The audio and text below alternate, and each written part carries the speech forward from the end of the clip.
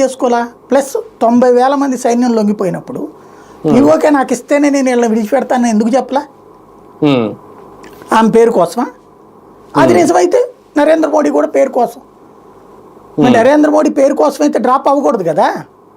వీళ్ళు ఇంకా కంటిన్యూ చేశారనుకోండి, ఏమని చెప్పేవాళ్ళు? యుద్ధ దాహం అతనిది, బీహార్ ఎన్నికలు అయ్యేదాకా చేస్తాడు అని చెప్పేవాడు. అదే ఇప్పుడు ఆపేశాడు కాబట్టి ఎప్పుడు మొదలు పెట్టాలో కాదు, ఎప్పుడు ఆపాలో తెలియాలి.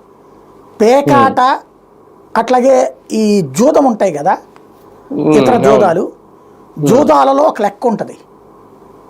డబ్బులు సంపాదిస్తున్నంతసేపు ఆడాలి, ఒకసారి పోగానే పక్కకి తప్పుకోవాలి, అప్పుడు నువ్వు రూపాయి మిగుల్చుకుంటావు. నాకు 10 సార్లు 10,000 వచ్చినాయి, ఒకసారి 5,000 పోతే పోయింది అని ఆటం బిగిన్ చేసినోడు 50,000 నష్టపోతాడు. యుద్ధం ఒక జూదం. యుద్ధం అనేటటువంటి జూదంలో ఎప్పుడు కూడా అదొక మానసిక ఫీల్ అనమాట. ఇంకా ఇంకా ఇంకా అనే ఫీల్ ఉంటుంది. ఆ ఫీల్ దరిచేరినోడు నాశనం అవుతాడు. మీరు మహాభారతం దీంట్లో ప్రత్యక్ష సాక్ష్యం చూస్తే, మహాభారతంలో యుద్ధ దాహం కౌరవులది. పదే పదే దెబ్బతిన్నారు చిట్ట చివరి దాకా కూడా.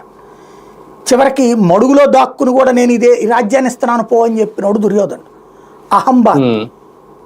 అదే ధర్మరాజు కాని వీళ్ళు 5 ఊళ్ళు ఇస్తే చాలు సర్దుకుంటాంలే